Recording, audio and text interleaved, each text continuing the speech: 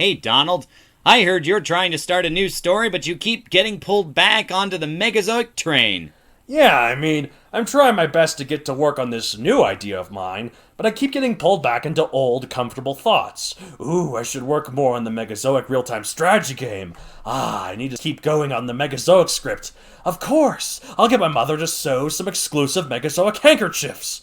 I need to stop letting these thoughts tempt me into remaining stagnant as a writer. Can you help me, David? Can you help me? I sure can. There are new ways to give someone like you a conscience that keeps you from leaning too far in the wrong direction. Let me take you to this experimental lab where these top-flight scientists can give you a dosage of this symbiotic goop from outer space. Wow, that's not the direction I thought this would go, but okay! Put on this hospital gown first, then strap yourself to this bolted chair, and try to relax as the scientists work their magic. That's a bit of a contradictory wording, but...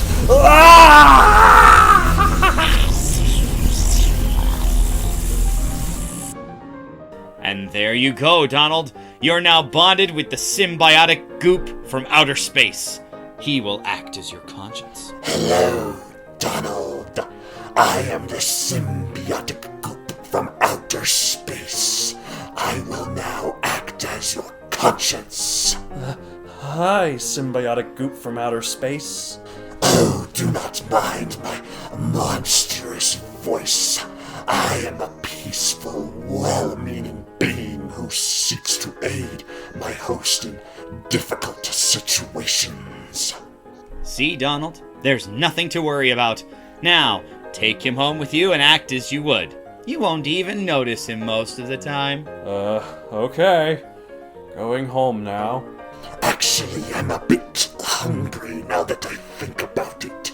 Can we stop at that fine restaurant on the way to your house? I have the biggest craving for lobster ravioli right now. Fine, whatever. And so, after spending some precious time and money to satisfy the symbiotic goop from outer space now residing in his system, Donald made his way back home and started working on his next writing project, like a good writer should, and like Matthew Donald surely does. Totally. Every day. He sat at his desk, with his laptop in hand and ideas churning within the neurological whirlpool of his brain, newly formed with extra symbiotic goop from outer space, ready to get to work on something awesome. Oh, what to write? Ooh, I know! I'll get to work programming the Tyrannian faction in the Megazoic real-time strategy game! Oh, there's nothing better than— Should you really be focusing on more Megazoic projects, Donald? I sure would like to, symbiotic goop from outer space. You know you're a better writer than that, Donald. You have many ideas to work with, and you should expand your creative horizons, rather than limit yourself to just one concept. Oh, I suppose you're right. Fine, what should I write? Should I work more on the first draft of my news story? Add more to its plot outline, perhaps? How about a nice email to your mother? What? You never speak to your mother anymore, Donald. You need to remind her how much she means to you. Oh, I don't need this crap. What kind of dumb idea is that? I'm just trying to help you be the best you can be, Donald. Alright, fine. I'll text her real quick. God. And they're sent. Alright, you happy now? The real question is, are you happy, Donald? Not particularly, no. I've got this sissy-ass symbiotic sludge from space sticking his stinky snout into all my stuff. Wow, what a wonderful alliteration there. Silence!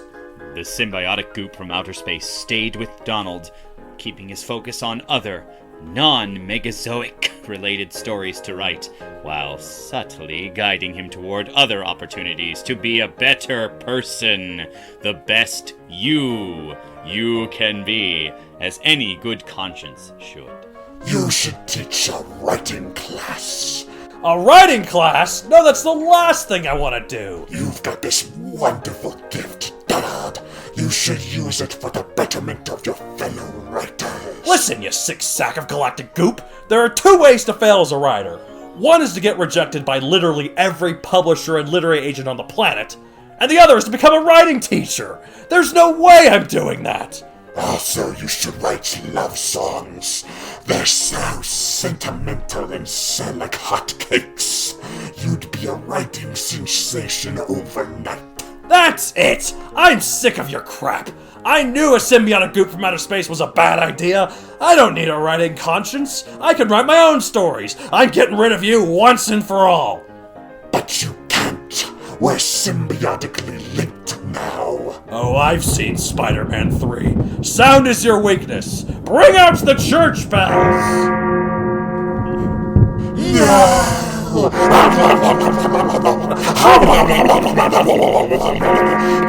out of me, symbiotic space poop!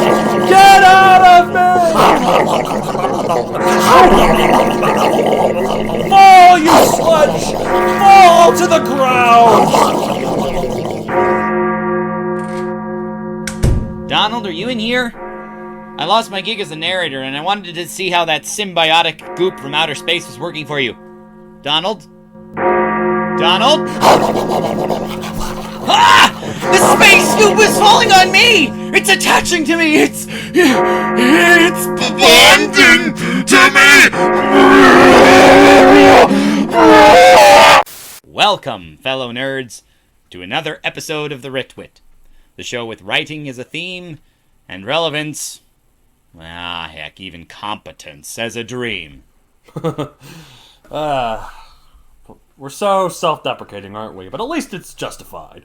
We are justified, and still somehow magically better than the listeners. But anyway, we're starting a new set this week. You've already seen the title at this point. We're talking about things related to characters and awesome, something like that. But because this is an opening episode from our set, let's go ahead to our usual segment. What will we rip off from this month? We're not going to reflect on the fact that, like, this will be the first time in a while that we've managed to do, I mean, hopefully, fingers crossed, no technical difficulties, but we would do, like, a complete set all at once. Well, I mean, if you wanted to give them that peek behind the curtain, Donald, you could, but no, that's okay. I mean, they can see it based on the episodes from last time. Well, because they listen to them separately, do they really hear that? I don't know. I'd like to think people tune in every week. Probably not. Well, there are probably people who do. Anyways, sure. Yes. Okay. Reflection over. What will we rip off from this month? Starting with you this time. Cool. Hey, guess what, David? I'm reading another book! Oh my god. That's 4 since we've started the podcast, right? I believe there's... I haven't actually been tracking, but I'm sure it'd be easy to do. So I believe that that's 2 left. Then before I broke my deal with Satan and fire starts, raining from the heavens. But never mind that. Jeez. I'm reading Ghosts of Empire, the 4th book of the Ghost series by George Mann. See, I was not aware this was the 4th installment until I started reading and noticing all the callbacks to events I had never heard of. At which point I looked it up and, yep, this is the 4th one. Oh, well, I would hate reading them that way myself, but, go for it. Normally I would too, but I guess I had no choice here. I just bought this, like, oh, that looks cool. It doesn't mark which one it is. So. Yeah, those things without demarcation are kind of hard to track sometimes. See, this is why, in my books... You have Roman numerals on the covers? On Roman numerals on the spines, yes. On the spines, excuse me. Yeah. And also in the first page it's like, Megazoic, book whatever, subtitle. Or just Megazoic book 1. I was about to say, there's no subtitle for the first, is there? Speaking of which, buy that on Amazon.com. Okay. Alright, so, basically, Ghosts of Empire, it's like, this Ghost series, it's like a steampunk series, I believe in the early to mid 20th century. I can't tell. It doesn't say. It probably said in the first book, which I suppose I gotta read. Which means you'll only have 1 left before fire rains from the heavens. Oh god, you're right. And this is 4, so I can't catch up without dooming the world. I mean, if you read them all. But if you read the first one, you might be able to at least get enough to get by. Yeah, I suppose. Alright, perhaps. Well, I can't... Anyway. Alright. Well, to be fair, I've read more books than that. I just can't mention them on the podcast. Well, and the other thing I was going to say is, maybe, if you do read the first one of this series, then you should read the Bible, because it's basic instructions before leaving Earth, which you're going to need if fire's raining down from the heavens. I thought you were going to say, read the Bible to repent my sins. And No. Figure out how to get out of this deal with the devil I've made. Well, deals with the devil, always devil in the details, aren't they? Oh, yeah. Sorry. Why don't you tell me more about the series? Okay, so, as well as steampunk, though, there's, spirits and demons and other supernatural stuff all throbbing about. I don't know what the word is. And the main character is this quasi-superhero named the Ghost. His real name is Gabriel something, I forget. But with gadgets and goggles and other stuff to deal with the rampant demons and the evil humans trying to use them. It's all pretty fun. You've been reading this book so well, you don't even remember the character's name. I know it's Gabriel. I don't remember his last name. All right. Anyway, what I'd like to rip off from it, though, specifically, is the fun melding of magic and technology. Now, I've done this before, like in my older versions of Mechazoic, which I guess you'll... No, we already talked about them, so you won't hear more about them. No potential foghorn. But darn it! Looking for how to use that sound effect so much. We'll get there. I think I have it in my notes somewhere in here. Somewhere in here we do, but let's not worry about it right now. Anyways, so when I did it, though, it's more of a clashing sort of matter, not like the blending like George Mann does here in his books. Sure. There's weird machines powered by magic, that kind of stuff. It's pretty neat. Someday, maybe, I'll do something like that, but who knows when, though. Well, and I was going to say, obviously a huge Power Rangers fan. There is a guy on YouTube and plenty other places as well known as Linkara. Oh, yeah, I think I've seen some of those videos with you about Power Rangers. And did the history of Power Rangers video series, and one of the things he mentioned in the first season was that how it's kind of portrayed as a magic versus technology angle. So, the clashing thing is I guess it's true, Rita Repulsa is a witch, but she's battling these guys with mechs and guns all and this, combiner mechs. I suppose futuristic isn't necessarily the correct term, but technology anyway. Off-world technology is the way they describe it. I never thought about that. Power Rangers is deeper than I thought. Amazing what happened if you'd actually look at it. Anyways, you've made me watch some of that Zero Ranger stuff. So. Which is the series that show was based on, the season we're talking about anyway. Right, Anyhow. Usually what about those two forces are opposing. As for me, I've watched a decent string of stuff since last time because, we had the whole, special need for guest host and crap and all the special episodes and whatnot. Right. God, was it 2 months since we did one of these segments, maybe? It's been a while, a month and a half at least. Something like that. Anyway, either it's a repeat mention, although, to be fair, at least a new idea from that show. Right. Or not worth ripping off, or something I'm so ashamed of watching that I can't really tell how I likely wouldn't use it anyway. So what's left over? Okay, so you were watching, okay, I've already said My Little Pony, I knew you were going to go there, too. Sophia the First, that weird Disney princess for little girls? How about that one, no? Sure. My younger sister loves that show. Tinkerbell stuff. Tinkerbell. That's what you were watching. I'm so ashamed of watching it at all that I can't really tell you how I likely wouldn't use it anyway. Moving on. What's left over? The new idea from that repeat show is... Glee! How about that one? Sorry, that's the last one. Glee's pretty... Actually, I wouldn't be ashamed of that because it's a music-based show and I love music. You wouldn't be ashamed, or you said? I wouldn't be ashamed of watching it. Oh, but it's so cheesy. Use it in my it's like High School Musical, the series. Which I haven't seen High School Musical, so that gives me no reference. But anyway. I'd be ashamed if you were watching it. All right, but their covers of music are really good. Speaking of Glee, anyways, yes, there is the new idea from a show I have mentioned before. Thus, I won't worry about sharing the name again. It's somewhere else. Go listen to our other episodes, listeners. Whichever one it is, ding, ding. Well, that's the joke. They have to go back and search. No, I'm kidding. Don't worry about it. So I've taken it at a slower pace than I normally watch through stuff. So it provided new fuel, but I'm still not done with the show yet. Namely, that fear is something to conquer yourself rather than just discarding it. Right. The episode in question I got this from utilized a strange plot line where soldiers I guess the word I want to use here is grafted their fear onto, like, stones, pebbles, and threw them to a guardian deity in the bottom of a local lake before going into battle. When the true nature of this deity is revealed, there's an emotional scene where the mentor character tells his team that lacking fear means not understanding the value of living.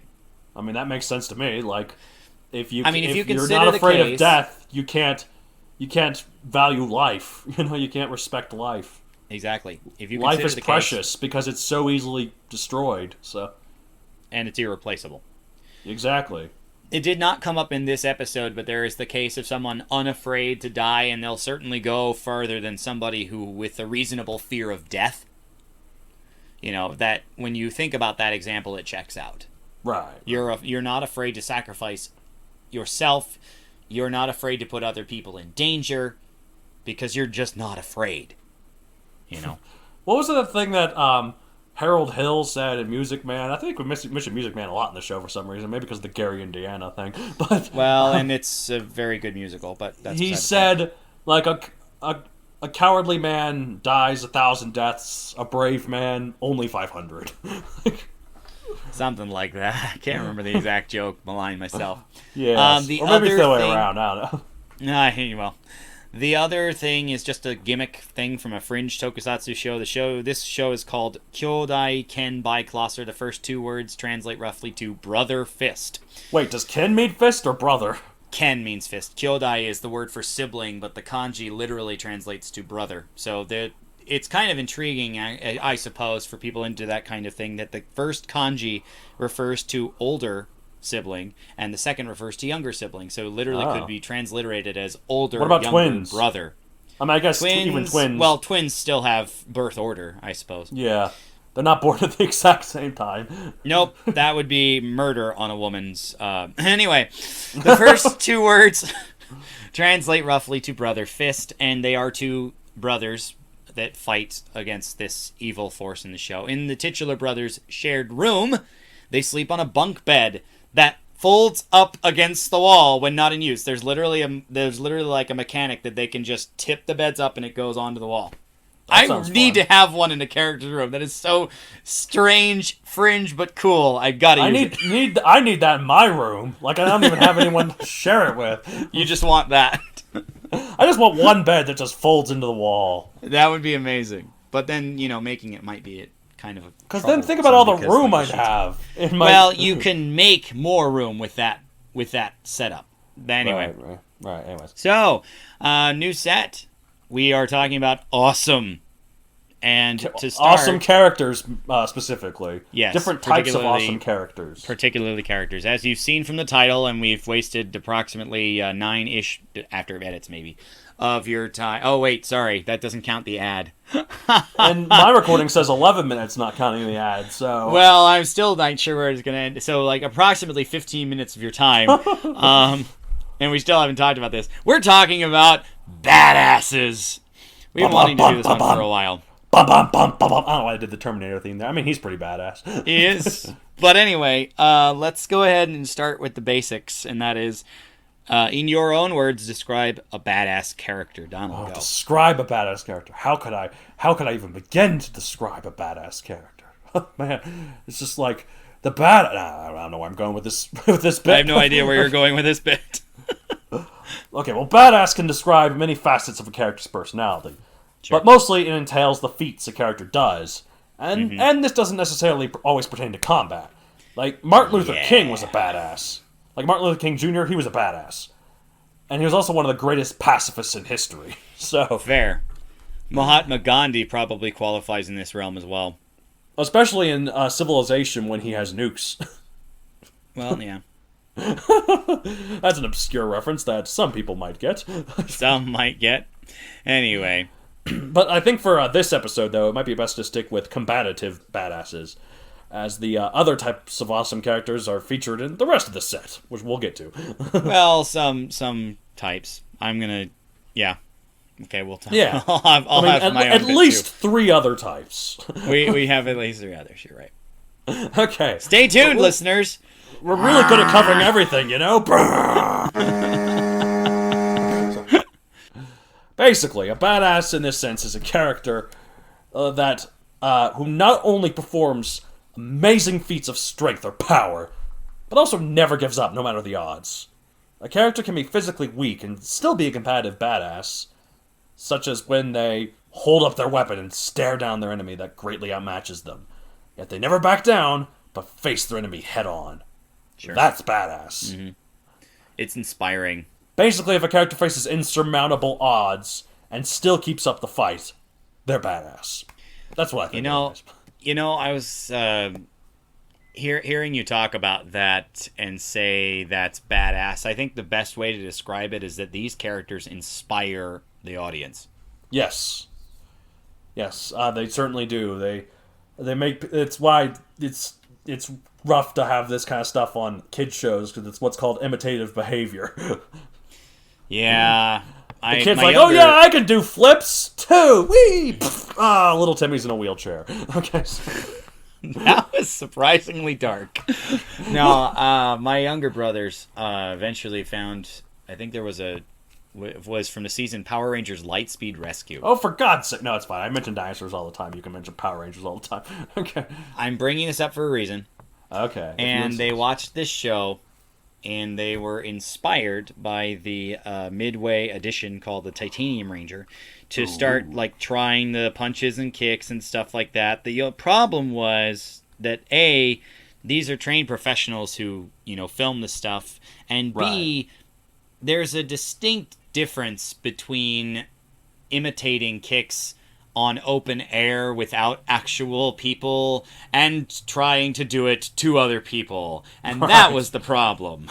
That sounds they were like trying a bit to of fight each other as opposed to fighting their imagination. That's an important distinctive thing, Yes, a pretty distinct thing. So, pretty good distinction, that's the word. Okay. Where is my brain? I don't know. Anyway, so that is something that you have to be careful with about media for kids. I'm assuming Disney had a field day with this. How many kids, after watching Tangled, started slapping their siblings with frying pans? The number has to be really up there. Well, considering easy access and blunt object, I love that movie. That movie's way better than Frozen. Don't at me. But what were they thinking? What were they thinking doing that? Well, I mean, at the same time, as a modernization of a very, very old story, I think it was kind of neat that she had, she's just trying to defend herself, so she grabbed whatever was closest to hand, and it turned out to be extremely useful. Jason Bourne that way. Anything's a weapon. Well, anything can be a weapon if used correctly, but, kids tend to imitate these, and that's why, people are saying that violent video games are causing the degeneration of our children. Oh, they say that about everything. It used to be rock music. There's that too. It was rock music something once. I've noticed. Sorry, last tangent on this, and then I'll get off, I swear. Okay. Japanese media. Okay. Japanese media, particularly aimed at children, seems to expect them to handle a lot more than American media does American kids. You know what's really funny to me? Oh wait, no, are you done? Was that your point? I mean, or do you have more? If you wanted me to go into more details, I could try and come up with examples of censorship. But that's such a thing. When it goes over to America, so think about anime that have come from Japan first and then got a dub, and they'll inevitably change some things to try and be less problematic. Even though apparently kids can handle it in Japan, so why can't they handle it in the States? You know what? I'm expecting, when... Alright, so, in the third Megazoic book, buy at Amazon.com, ding, a character that was in the first book is revealed to be gay. Now, also in this book, there's a lot of death and destruction and violence. Guess what parents of kids reading this are more likely to have a problem with? This country is fricked. Well, let's not get too shady political. Right, here, I just like... This is not a political podcast. If you want that, Donald should record his own. I'm sure he'd love to do it. Politics with Matt. I can only imagine. Anyways, tangent over. Well, how is this badass?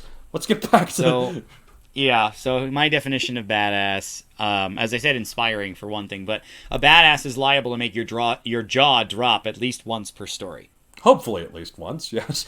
Death-defying stunt, taking a stand against something no one else dares, out of left field surprising everyone else on the page, capable of stealing the scene, if not the whole darn book, if their exposure is maxed out.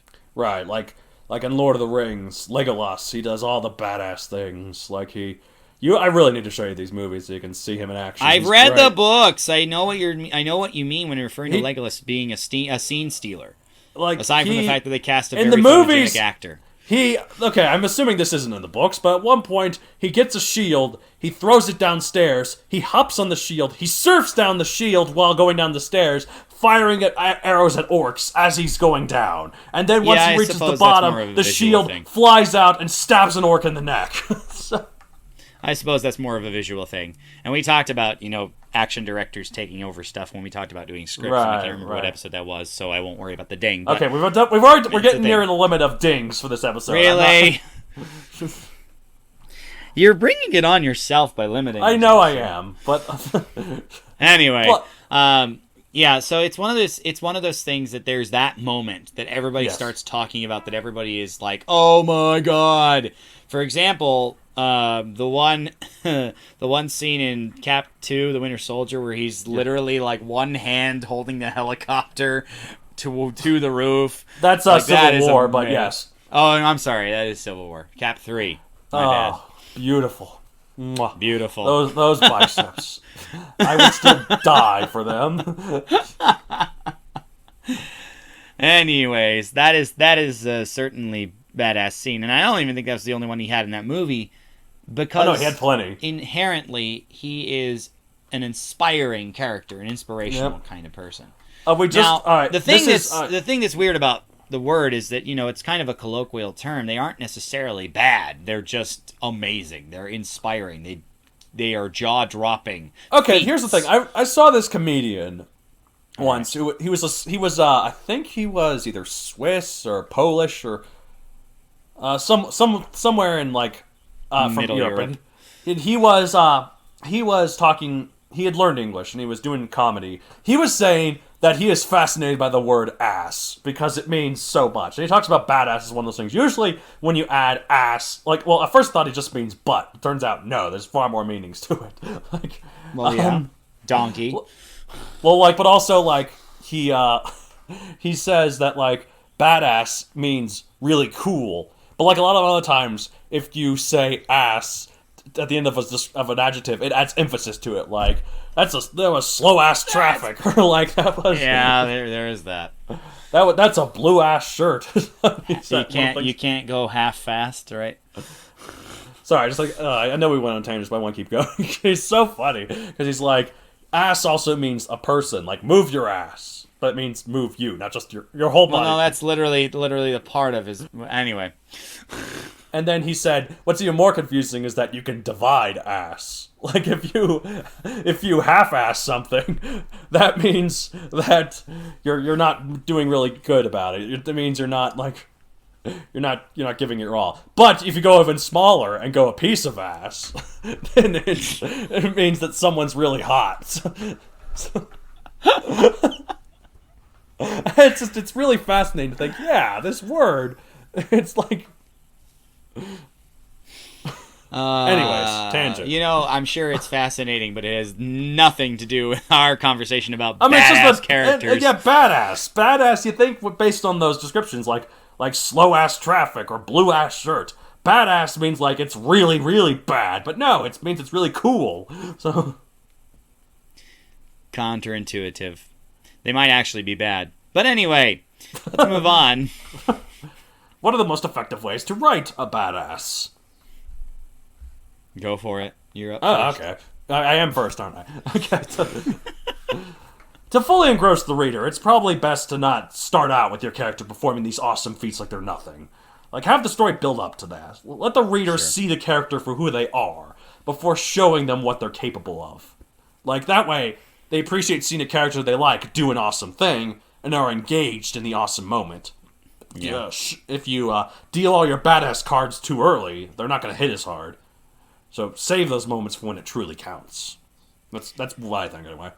Yeah, no, I think that's a proper way to handle them. Honestly, I'm trying to find words that don't make it sound like I'm saying exactly the same thing, because it's not exactly the same, but it is quite similar. I'm just so effective at like saying exactly what needs to be said, wouldn't you say?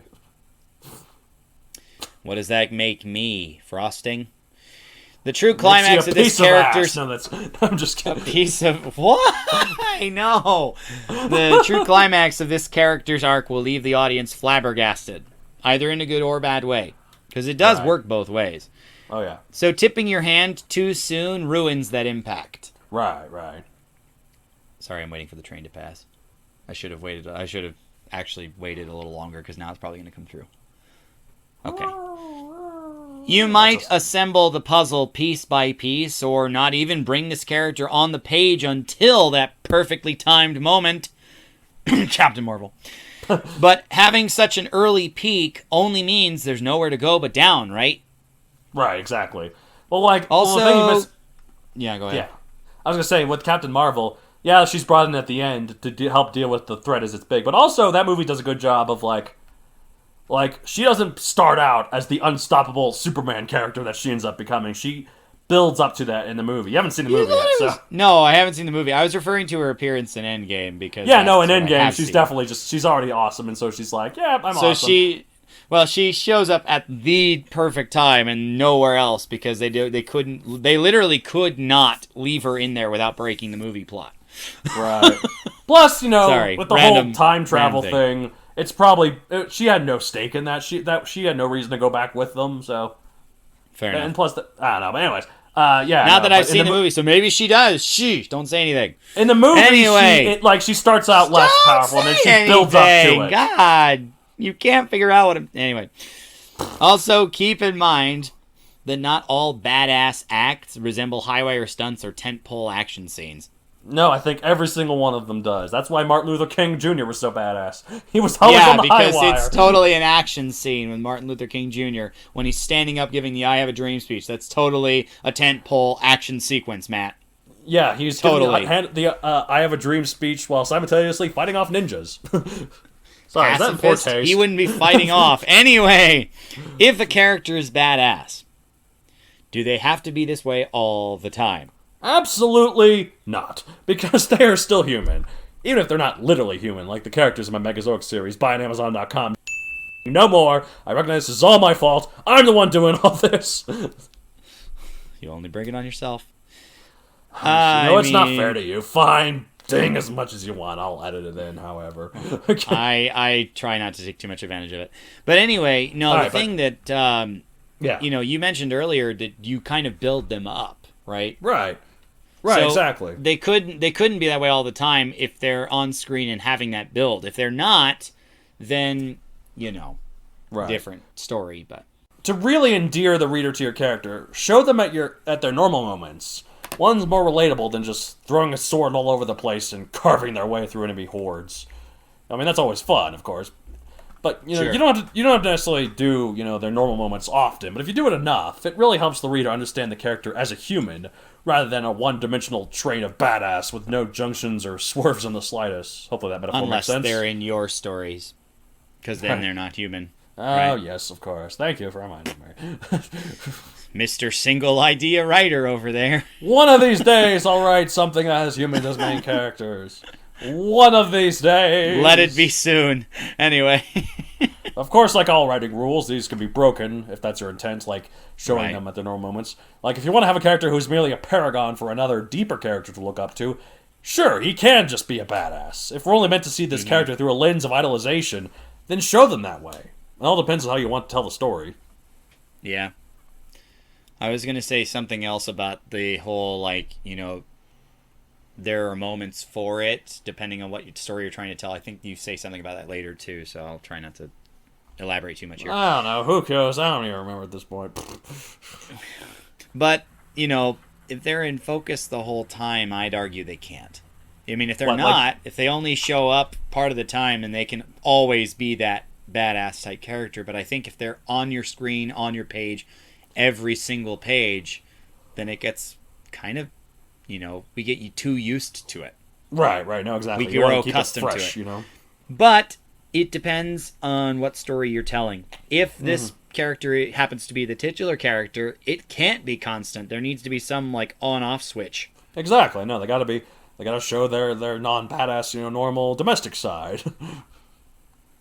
Something that they're capable of doing that isn't necessarily jaw-dropping. It's just a fact of who they are, part of life. They need to breathe, eat, sleep, use the facilities as nature calls, those kind of things. Final thoughts or other miscellaneous tipperoonie type stuffs. Well, like all good writing, show, don't tell. Show the impact of this character's feats. Show just how awesome they are.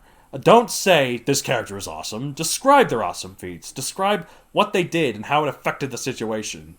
Make it powerful. Make it notable. And the way to do is... Yes. I was gonna interject one thing about, if it happens in the story, then you should show. But if it happens beforehand, then maybe it is just somebody else telling this character. Right, but in order to really show the badass... for the reader to appreciate it, then you have to put it on you can do that, but you also have to do the showing part as well. You can't just have the reader take certain characters' word for it, Fair.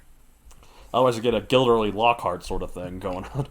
Gilderoy Lockhart was a legend in his own mind. Or like a Captain Quark. Well, anyways. Ratchet and Clank, Harry Potter, we love them. We do. Anyways, so make it powerful, make it notable. And the way to do that is have an awesome character who we relate to as a person and understand why they are the way they are. Accomplish incredible feats for the sake of aiding others. Show they're awesome. Describe they're awesome. Let the reader know exactly why they're awesome. By showing them the awesome moments and letting the impact flow over them. Be awesome! Yeah! Boom! I punched a wall, David. If you were my brother, you would have broken a hole through it. I actually kicked a hole in the wall once as a kid. I was really mad. But that's a kick. Yeah. I have more leg power than foot power than arm power. So you have more foot power than arm power, yes. Yeah. Anyway. All right. So for me, I suppose, give the moment that should leave us jaws agape. Yes. The gravitas it deserves. Even if it's something as mundane as Rosa Parks insisting on not sitting at the rear on the bus, if that's your climax for this character's arc, let it breathe and impact the witnesses. Right. They are proxies for your audience. Badassery takes many forms. So it wouldn't hurt to explore more of them than just the massive 5-army. You really like referencing the Hobbit battle for the battle of the 5 armies, don't you? How do you really think I've referenced that so many times? Because you've referenced it twice. The last episode you mentioned specifically a 5-army battle. Well, I mean, that was the tentpole scene, and I'm just thinking that shows grand spectacle. I haven't even seen the Hobbit films. We need to show you Lord of the Rings first, and then we'll get to Hobbit. Although I guess actually, you should show me the Hobbit first because it happened. Well, no, because before the Hobbit actually it a lot of its heartwarming moments rely on you knowing the characters from later. So I think you should see the Lord of the Rings first. Someday. I already know the goddamn books. Why do I need to see the movies first? Someday when we're living together, we're gonna have a Middle Earth marathon. Someday when we're living together, you're gonna have to tie me down to a chair to force me to sit through all. Oh, you'll like them if you read the books and you like the books. You'll have fun watching the movies. So I'll just watch the movies how I want to, and screw your order. Anyway, we're gonna have a movie night in a bunch of forms.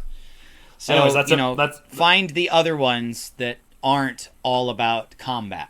Yes. Because, obviously, they're not limited to the battlefield. Right, exactly. I mentioned earlier, taking a stand where no one else does. That doesn't happen in a war so much as it does in a certain moment. It might be related to a war. Well, it's like... It can happen in peacetime, too. Right, like in Wonder Woman, that part where, you saw Wonder Woman, right? Yes, I did. Okay, that part when she's in no man's land, and then they're like, no one can cross this line, and no one has even tried, honestly, because there's too much machine gun fire. And Didn't they expressly say Oh, wait, maybe I'm thinking of the punchline at the end where she says, well, no man can cross the line or something. They actually don't actually go that way. They just let you know that's what they're going for, but they don't spell it out in your face like that, which is really good. They don't. Yeah. They don't, I like subtle when it's something I can still understand. Unlike women and their hints. I don't get those. That has nothing to do with badass. But you anyway, should watch this that's great it for this scene week. in Lord of the Rings, The Return of the King, where the Witch King has Eowyn on the ropes, and he's like, no man can kill me. Then she takes off her And helmet, so a like, woman I does. am no man, and then kills him. So apparently we are both Middle-earth fanboys. I am, and I'm various trying to make degrees. you one, even though you've read the books and you like the books. No, I've read more of it about it than you have. What are you talking about? I'm not gotta a fanboy. watch the movies. Yeah, because apparently I'm less of a fan for having not seen the movies. I'd That's your argue logic. yes. Great logic. Anyways, that's it for this week. Right? Are we done? Yes. Okay. Well, we've had a lot of meandering in this episode. It's not been... Well, and I already had said that's it, but you went back to Lord of the Rings again. well, I thought you were talking about the no man thing. But no. Oh. Meandering is a very good word to describe it. So if you want to get in touch with us and hear more of our meandering or pandering or, any advice... Or misandering? Do that. No, that's not it. Or... gerrymandering? I don't know. Mansplaining, that's what we do here. Mansplendering. That sounds dirty. Contact us. So contact us, Matt D. That's at with 2 T's. MatthewDogCreator.com. Yes, 2 T's. For any general questions to either co-host. If you want to follow me personally, follow me at MatthewDogCreator on Facebook, at MatthewDog64 on Twitter, and MatthewDog64 on Instagram. Why 64? Because gadolinium is my favorite element, obviously. Can't get enough of it. I absolutely know what it is and what it's used for. Don't ask me. As opposed to just looking it up for the joke, right? Yeah, I totally did not look at a periodic table and say, which one's 64? Which one's 64? Which one's 64? No, I knew. Alright. Grief. Anyway, for more on badasses, please ask. I don't know if we'll need another episode on it, but you can send us an email. But next week we'll be back talking about other characters who are awesome. So in the meantime, keep on writing, listeners. We're glad to have you again. Yep. Always glad to have you listen to our crap. I'm Matt David. I'm Matt Donald. So long. We'll see you next time. Thanks, listeners. Bye. The Writ